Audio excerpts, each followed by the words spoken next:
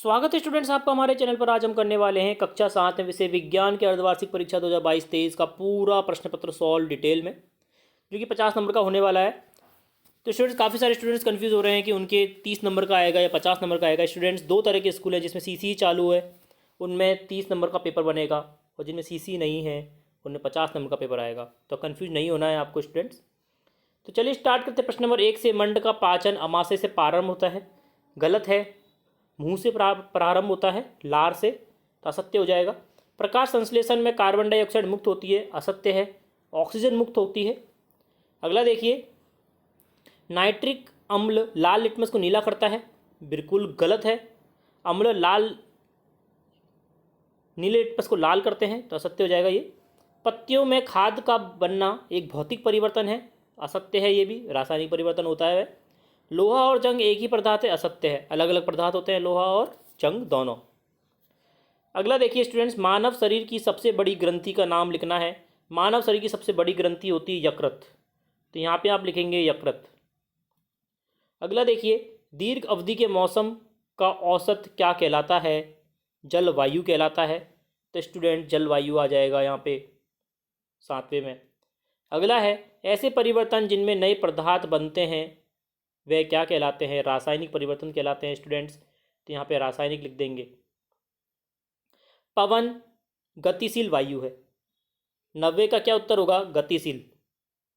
Amoeba अपने पोषण का पाचन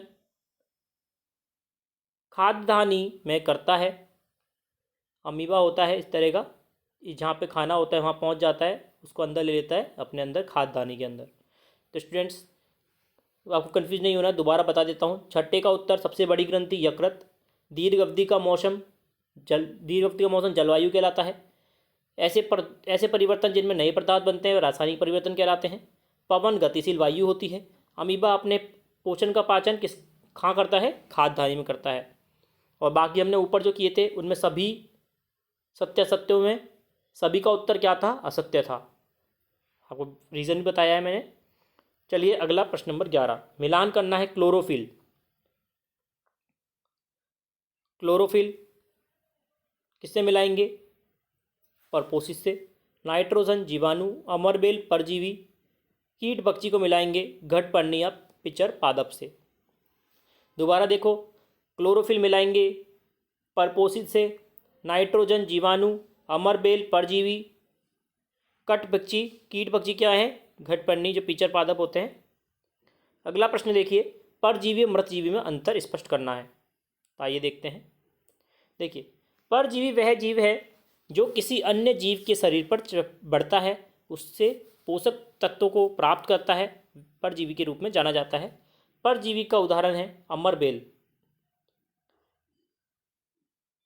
स्टूडेंट्स, अमरबेल क्या है? एक परजीवी पादप है जो किसी भी पेड़ पर चढ़ जाता है और उसका ही पोषक तत्व प्राप्त करता है। मृतजीवी, जो जीव मृत या क्षयकारी कार्बनिक पदार्थ से पोषक तत्वों को प्राप्त करते हैं उन्हें मृतजीवी कहा जाता है। इसका उदाहरण क्या हो जाएगा? कवक या कुछ बैक्टीरिया। जैसे कि आप ब्रेड रख दोगे कुछ दिनों के लिए तो उस पर क्या हो जाती है? फफूंद हो जाती है, वह कवक होती है स्टूडेंट्स, वह मृतजीवी का एक उदाहरण है। अगला प्रश्न देखिए, आपने ढंग से लिख लिया होगा, ये याद कर लिया होगा। ऊष्मा चालक तथा ऊष्मा रोधी के दो उदाहरण बताने हैं। तो ऊष्मा चालक के उदाहरण हो जाएंगे तांबा और लोहा, जिनमें ऊष्मा संचालित होती है। आप एक रोड है तांबे की, यहाँ से गर्म करेंगे तो यहाँ पे भी आपको गर्म एहसास होगा, लोहे पे भी सेम, यहाँ से गर्म करोगे तो यहाँ पे भी गर्म हो जाएगा। तो ये क्या होती हैं? ऊष्मा चालक होती हैं। ऊष्मा रोधी रबड़ है, आप यहाँ पे गर्म करिए, यहाँ से पकड़िए, आपको कुछ भी फर्क नहीं पड़ेगा। इसी प्रकार सूखी लकड़ी आगे से गर्म होती है, आपको पीछे पकड़ के रखिए आप, कुछ भी फर्क नहीं पड़ेगा, इसलिए इनके हैंडल बनते हैं, ये ऊष्मा रोधी होते हैं। प्रश्न नंबर 14 देखिए, अम्ल और क्षारकों के बीच में अंतर बताइए। देखते हैं, एक तरफ अम्ल लिखेंगे एक तरफ क्षारक लिखेंगे स्टूडेंट्स। अम्ल स्वाद में खट्टे होते हैं, क्षारक कड़वे होते हैं। अम्ल नीले लिटमस को लाल कर देते हैं, क्षारक लाल लिटमस को नीला कर देते हैं।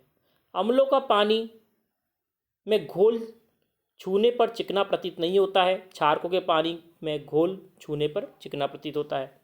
अम्ल में हाइड्रोजन आयन आवश्यक रूप से रहते हैं, क्षारकों में हाइड्रोजन आयन आवश्यक रूप से नहीं रहते हैं। यहाँ पे नहीं आ जाएगा स्टूडेंट। अगला देखिए स्टूडेंट्स, अमीबा का चित्र बनाना है हमें, जो मैंने पहले ही बताया था आपको।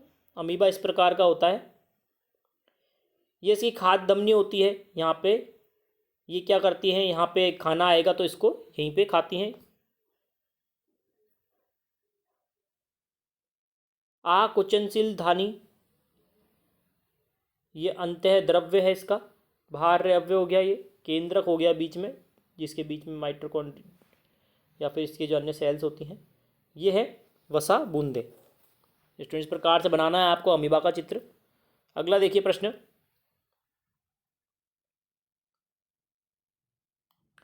पत्तिका नामक की चित्र बनाना है। पत्तिका नामक की चित्र देखते हैं स्टूडेंट्स पहले हम, फिर एक बार दोबारा पेपर को देखेंगे ताकि आपको याद हो जाए। देखिए पत्ती का चित्र इस प्रकार से बनाना है। आप सिंपल पत्ती बनाइए इस प्रकार से, उसमें बीच की जो सिरा है वह मध्य सिरा कहलाती है, जो बाहर वाली सिराएं हैं वे सिरा कहलाती हैं, और बाकी बीच का पोर्शन उसको बोलते हैं पर्णफलक। और जो डंडी होती है स्टूडेंट्स वह होती है वनफ्रंत। तो आपको इसी प्रकार से देखना है। एक बार दोबारा देख लेते हैं पेपर को ताकि आपको याद हो जाए। प्रश्न नंबर 1 से लेके 5 सत्य असत्य वाले, उन सभी के उत्तर क्या थे, असत्य थे। छठे का उत्तर क्या था स्टूडेंट, सबसे बड़ी ग्रंथि मानव शरीर की, यकृत, दीर्घ अवधि का मौसम, जलवायु, ऐसे परिवर्तन नए पदार्थ बनते हैं, रासायनिक परिवर्तन, पवन गतिशील होती है, अमीबा अपने पोषण का पाचन खाद्य हानि में करता है। मिलान कार्य में हमने क्या देखा था, कीट पक्षी क्या होते हैं, पिचर पादप होते हैं। अमरबेल क्या है, परजीवी है। नाइट्रोजन जीवाणु है, क्लोरोफिल परपोषित है। परजीवी मृतजीवी में अंतर, परजीवी जो दूसरे पादपों के पोषण को खुद ग्रहण करते हैं जैसे कि अमरबेल। मृतजीवी जो मृत या फिर क्षयकारी कार्बनिक पदार्थों से पोषक पदार्थ प्राप्त करते हैं जैसे कि कवक या कुछ बैक्टीरिया। अगला देखिए, ऊष्माचालक ऊष्मारोधी के उदाहरण, ऊष्माचालक तांबा लोहा, ऊष्मारोधी रबड़ सूखी लकड़ी। अगला देखिए, अम्ल और क्षारक के बीच में अंतर, एक तरफ अम्ल एक तरफ क्षारक लिखेंगे। अम्ल खट्टे होते हैं, कड़वे होते हैं। नीले लिटमस को लाल करते हैं, ये लाल को नीला करते हैं। पानी के घोल को चिकना नहीं होता है, इसमें पानी में घोल में चिकना प्रतीत होता है। हाइड्रोजन आयन आवश्यक होते हैं, इसमें हाइड्रोजन आयन आवश्यक नहीं होते हैं। अगला क्या था, वहाँ अमीबा का चित्र था। अमीबा का चित्र इस प्रकार से बनाएंगे स्टूडेंट्स, खाद्यदानी पादप आकुंचनशील धानी, और ये अंत द्रव्य हो गया, बाह्य अवयव हो गया, केंद्रक हो गया, वसा बूंदे हो गई। अगला क्या था हमारा, पत्ती का चित्र था नामांकित। तो इस प्रकार से बनाना है आपको सारी पत्ती का चित्र, मध्य सिरा पर्णफलक और वन। तो स्टूडेंट्स ये था हमारा पूरा पेपर कक्षा 7 विज्ञान का, मैंने आपको अच्छे से याद करवाया है। फिर भी कोई दिक्कत आती है कमेंट के माध्यम से पूछ सकते हैं। जुड़ रही चैनल से लाइक करें, शेयर करें, सब्सक्राइब करें। धन्यवाद।